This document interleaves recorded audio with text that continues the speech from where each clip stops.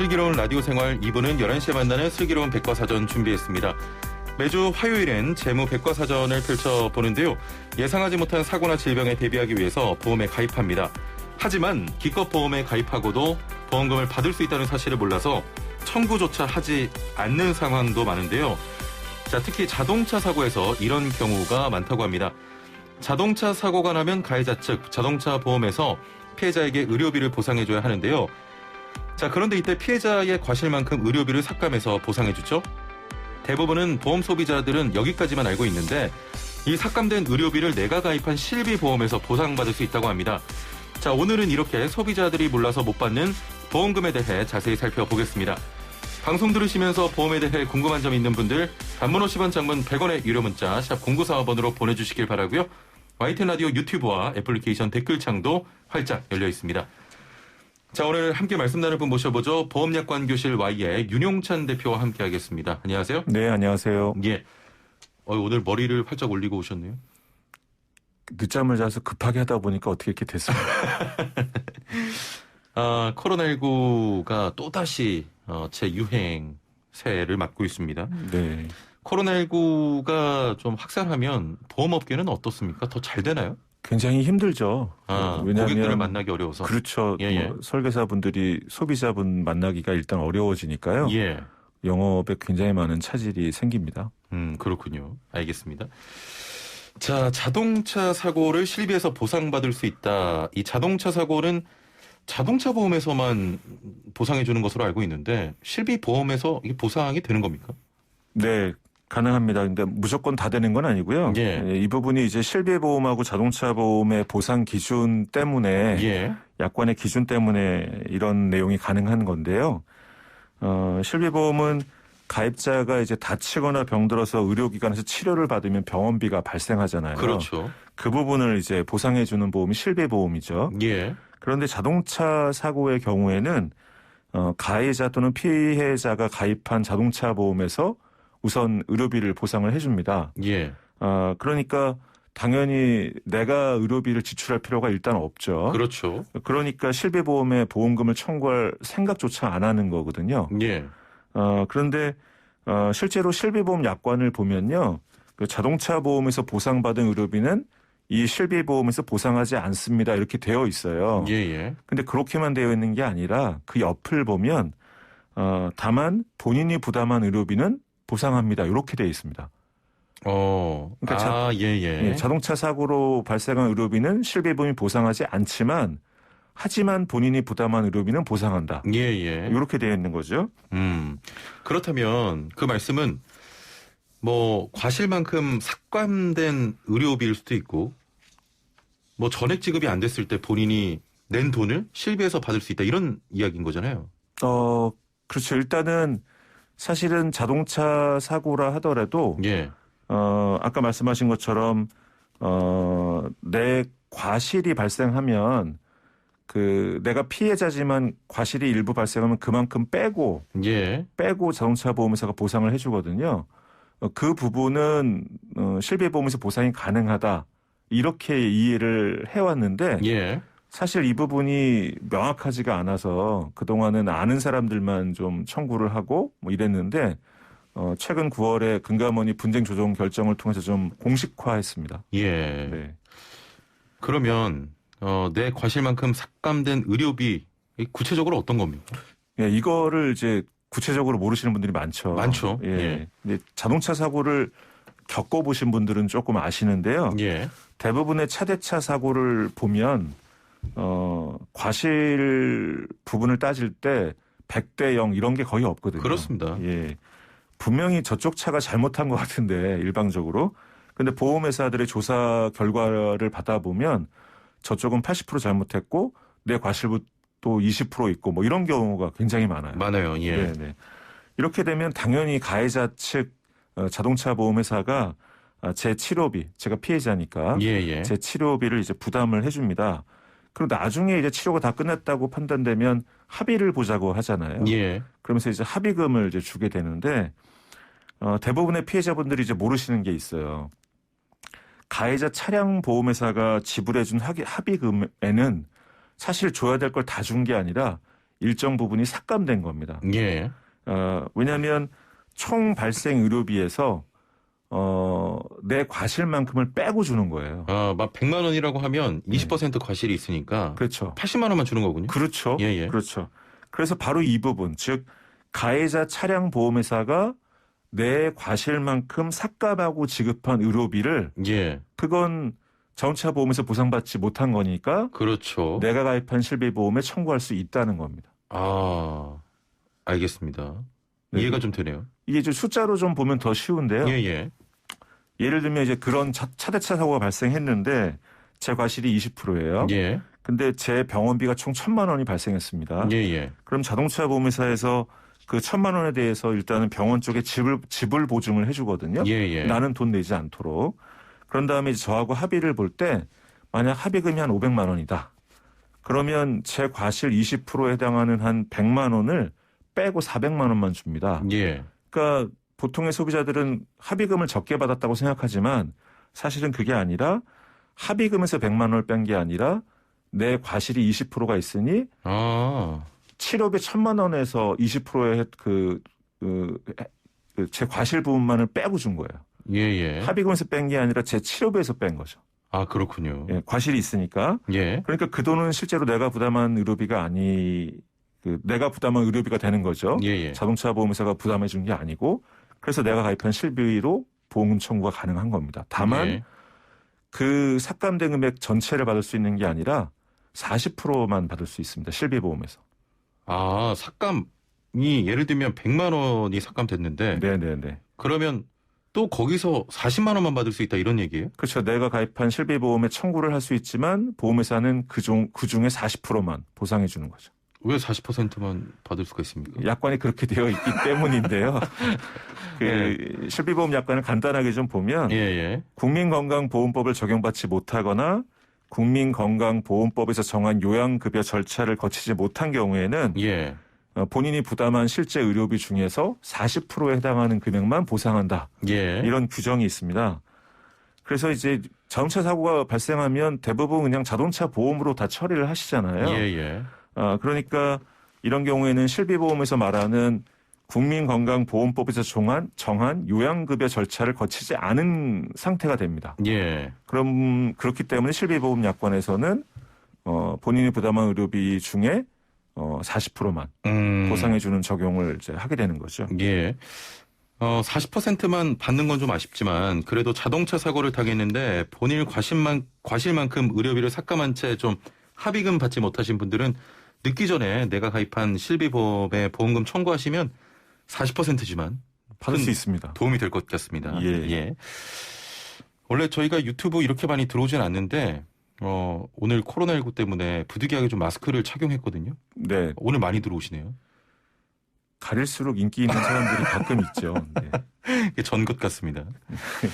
애플리케이션으로 KBS님께서는 얼마 전에 자차 처리하고 자부담 20만 원 냈는데 이것도 보상될까요? 라고 하셨는데 치료비 부분에 한해서인 거죠? 그렇죠. 그 삭감된 의료비 부분을 보상받을 수 있습니다. 실비보험에서. 자, 보험 관련해서 궁금한 점 있는 분들 단문 50원, 장문 100원의 유료 문자 샵 0945번으로 보내주시거나 애플리케이션 댓글창도 열려 있습니다. 자, 몰라서 못 받는 보험금 또 어떤 것들이 있을까요? 조금만 더 소개를 해 주시죠. 사실 굉장히 많은데 그중에 몇 가지를 말씀드리자면 그 장애 분류표라는 게 이제 우리나라에서 판매되는 모든 보험 약관에 들어 있어요. 근데 그 장애라는 개념이 워낙 생소하다 보니까 소비자들이 몰라서 못 받는 보험금이 상당히 많습니다. 대표님 잠시만요. 7479번님께서 관련 이제 질문인데 피해자만 혜택을 받을 수 있나요? 가해자가 다쳤을 때는 안 되는지요? 라고 하셨네요. 가해자도 자신의 과실만큼 보상을 못 받는 부분이 생길 거고 그 부분은 본인이 가입한 실비보험으로 청구가 가능하죠. 가해자도 가능한 겁니다. 그럼요. 다 가능합니다. 자, 말씀 계속 이어가 주신다면. 그 장애분류표에 체간골의 장애라는 게 있는데요. 그 체간골이 무슨 얘기냐면 이제 어깨뼈나 골반뼈, 빗장뼈, 가슴뼈, 갈비뼈를 묶어서 장애분류표에서는 체간골 이렇게 부릅니다. 체간골. 뼈 얘기죠. 그런데 간혹 이런 경우가 있어요. 갈비뼈에 종양이 발생한 겁니다. 갈비뼈 한 대에 이제 종양이 발생하면 의사분들이 이제 판단하시겠지만 각 그 검사 결과상 이게 좀 암일 수도 있지 않을까? 예, 이게 예. 의심이 되면 이게 만약에 뼈암이면 예후가 되게 안 좋으니까 병원의 의사 선생님들은 보통 이런 경우 입원시켜서 예. 그 종양이 있는 갈비뼈를 잘라낸 다음에 그 갈비뼈에 있는 종양을 조직 검사를 이제 하게 됩니다. 검사를 했는데 만약에 양성 종양이다. 예. 이렇게 판단되면 괜찮다고 이제 얘기를 하는 거죠. 뭐 몇 주간 뭐 약 먹고 이러고 이제 낫게 되는데 그래도 갈비뼈는 일부가 없어진 거죠. 예. 그 상태에서 많은 사람들이 보험금을 청구하면 갈비뼈 잘라낸 수술 보험금 정도 받아요. 예. 그럼 많아봐야 2-30만 원 정도 받습니다. 근데 실제로 병원비는 훨씬 많이 나오거든요. 이런 경우 좀 당황스럽고 하는 분들이 많은데 예. 사실 이 부분은 장애라는 관점으로 좀 보셔야 돼요. 그 체간골의 장애 약관을 보면 사고나 질병이 발생해서 치료가 끝났는데 그 갈비뼈가 정상 각도보다 20도 이상 좀 변형이 왔다. 그러면 장애지급을 10%를 인정합니다. 예를 들어서 뭐 질병장애 특약이 1억 원 가입돼 있다면 1,000만 원을 받을 수 있는 거거든요. 예. 그래서 실제로 이걸 질병장애 보험금을 청구를 하면 적지 않은 보험회사 심사자들이 아니 20도보다 크게 각도가 변형된 걸 장애로 인정하는 것이지 갈비뼈를 잘라낸 걸 인정하는 게 아니다. 예. 이런 주장을 펼 때가 좀 있어요. 근데 그건 좀 잘못된 겁니다. 왜냐하면 갈비뼈가 각도가 틀어진 걸 장애로 인정하는 근본 취지는 갈비뼈가 각도가 틀어지면 장기를 보호하기가 힘들기 때문이거든요. 예. 그런데 갈비뼈가 없어져 버리면 20도 이상의 각도가 틀어진 것보다 훨씬 더 장기를 보호할 수가 없잖아요. 당연히 이걸 굳이 각도로 표현하면 이건 20도 이상 틀어진 게 아니라 360도가 없어진 거죠. 당연히 갈비뼈 체간골의 장애로 인정해야 되는데 이걸 소비자들이 모르시니까 장애보험금 청구를 아예 안 하고 그럼 보험회사는 아예 장애보험금 검토도 안 하고 수술보험금만 주는 이런 경우들이 종종 발생합니다. 예. 이 체간골 관련한 염증으로 고통받고 계신 분들이 많습니까? 뭐 사고나 또는 종양 같은 것도 발생할 수 있기 때문에 그러면 이제 아무래도 교통사고 같은 경우도 갈비뼈를 잘라내거나 뭐 골반뼈가 부러지면 잘라내거나 이런 일이 많잖아요. 신체의 어느 부위든 뼈를 잘라냈다면 장애보험금을 좀 검토해 보실 필요가 있습니다. 아, 그렇군요. 잘 몰라서 못 받으시는 분들 꽤 많을 것 같습니다. 많죠. 예, 뼈를 잘라내는 수술을 받으신 분들은 수술보험금 외에 반드시 장애보험금 검토해 보시면 좋을 것 같고요. 애플리케이션으로 안보라 최형진 이현웅님께서 꿀팁 감사하다고 하시면서 보험사들이 이 방송 싫어하는 소리가 여기까지 들린다고 혹시 보험사들로부터 지탄 안 받으십니까? 평소에? 평소에 싫어하는 건 많이 느끼고요. 근데 뭐 싫어하든 좋아하든 뭐 별 관심 없습니다. 저는. 자, 0566번님. 조금 전에 말씀하신 그 차 사고 때 본인 부담금에 대한 의료비를 받으려면 어떤 서류가 필요할까요? 라는 질문입니다. 보험회사로부터 삭감된 부분 말씀하시는 것 같은데요. 보상해주고 나중에 합의 볼 때 보험회사 측한테 요구를 하시면 돼요. 내 의료비 중에서 내 과실 부분 삭감한 그런 게 표현된 그런 서류를 한 장 떼달라. 그러면 줍니다, 다. 네, 그거 가지고 실비보험회사에 청구하시면 됩니다. 네. 뭐 따로 뭐 병원이나 이런 데 방문할 필요 없고 그냥 그 서류 떼달라고 하면 그렇죠. 바로 되는 거죠. 그렇죠. 왜냐하면 보험회사가 실제로 작성한 그 의료비 총액 중에 얼마를 뺐는지 삭감했는지는 다 적혀 있으니까 보험회사들이 보험회사 서류 못 믿으면 누굴 믿겠습니까? 그렇습니다. 좀 여러 가지 질문 들어왔는데 3861번님 안녕하세요. 치질 수술 실비보험 적용되나요? 살짝 부끄럽다고 하셨네요. 신체의 일부를 수술한 게 부끄러울 필요는 없죠. 보상해 주는데요. 전액을 해주진 않고 제가 지금 기억이 가물가물한데 실비보험 약관을 보면은 실제 비급여 부분 말고 급여 부분에 대해서 보상하는 걸로 그렇게 되어 있습니다. 그래서 대부분의 병원의 경우 치질 수술하면 급여 비급여 이렇게 계산을 해보면 전체 발생 비용의 한 30-40% 실비보험에서 보상받을 수 있는 걸로 알고 있습니다. 자, 5209번님 2009년 6월 가입 실손보험 탈모 보상 가능합니까? 라고 하셨네요. 2009년 6월이면 금감원 공식 시점으로 보면 표준화 실비 이전 계약이거든요. 그 경우는 약관마다 좀 조건이 다릅니다. 그래서 그 경우는 가입하신 보험이 약관에서 보상하지 않는 의료비 항목을 좀 보시고 거기서 이제 탈모 관련한 어떤 규정을 좀 확인해 보실 필요가 있을 것 같은데요. 2009년 10월 이후 표준화 실비인 경우에는 그냥 일반적인 탈모의 경우는 실비가 보상하지 않고 스트레스성 탈모 같은 경우에는 보상하는 경우가 많습니다. 약관 한번 찾아보셔야겠네요. 자, 몰라서 못 받는 보험금에는 또 어떤 게 있겠습니까? 요즘도 치매보험 얘기가 상당히 좀 많이 들리는데요. 몇 년 전부터 치매보험이 엄청나게 많이 판매가 되고 있습니다. 그런데 정작 사람들이 치매에 대해서 정확히 모르는 경우가 많아요. 치매라는 질병이 있는 거라고 대부분 생각하시거든요. 치매는 질병명이 아닙니다. 다양한 질병이나 사고로 뇌에 손상이 와서 예전보다 일상생활을 영유하는데 좀 문제가 발생한 상태를 치매라고 하는 것이지 치매라는 질병은 없어요. 그러다 보니까 사실은 많은 사람들이 사고로도 치매가 올 수 있다라는 걸 간과하는 경우가 많거든요. 예를 들면 교통사고를 심하게 당했다. 뇌를 다칠 수 있잖아요. 그 경우 치매가 오는 경우 상당히 많습니다. 그런데 만약에 그 치매가 오게 되면 아까도 제가 말씀드렸지만 대한민국 사람의 건강에 대한 모든 보험 약관에는 장애분류표가 있거든요. 그 장애분류표에서는 치매 상태에 따라서 장애지급률을 40%, 60%, 80%, 100%를 인정해요. 치매도 기본적으로 장애로 인정하는 거죠. 물론 원인이 질병에 의한 것이냐 사고에 의한 것이냐가 다를 겁니다. 근데 이런 부분을 생각하지 못하니까 많은 분들이 교통사고 당해서 치매 진단을 받았지만 치매에 관련한 장애보험금 청구를 안 하는 경우들이 상당히 많습니다. 근데 판례를 읽어보면 6세 아이가 교통사고를 당해서 9세 시점에 치매 진단 받는 경우도 있어요. 그런 경우에는 당연히 사고에 의한 장애이기 때문에 장애보험금을 적극적으로 청구하실 필요가 있습니다. 7131번님께서는 인공관절 수술도 장애 관련 검토가 가능합니까? 고관절 하셨는데요.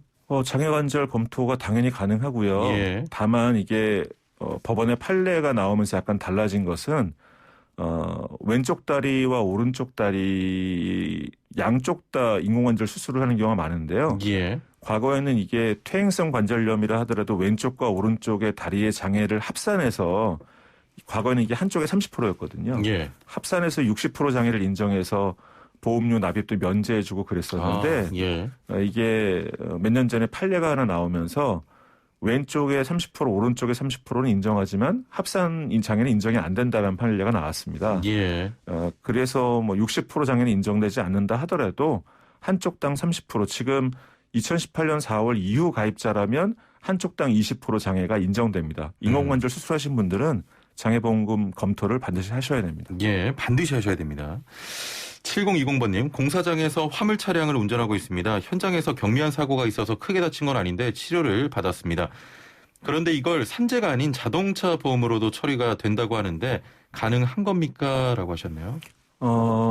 원칙상 산재 처리하시는 게 좋죠. 왜냐하면 공사장 관련해서 책임지는 그런 기업이나 뭐 현장 감독이 있을 텐데 산재라는 건 그 공사장에서 일하시던 그 근로자가 다쳤을 때 당연히 관리감독 책임이 있는 곳에서 보상해주는 그런 맥락일 텐데요. 이걸 자동차 보험으로 처리하라는 건 아마 화물차 운전기사분의 보험으로 처리를 해라 이런 식의 얘기가 아닌가 싶어요. 저라면 그렇게 하지 않겠습니다. 산재 처리하시겠습니다. 그게 좋을 것 같습니다. 9230번님, 실비보험이나 자동차 운전자 보험 또 다른 보험으로 아파트 누수로 인한 출장비와 공사 경비를 보장받을 수 있다고 들었는데 가능한 겁니까? 라고 하셨거든요. 가입하신 보험 역시 증권을 좀 보셔야 되는데요.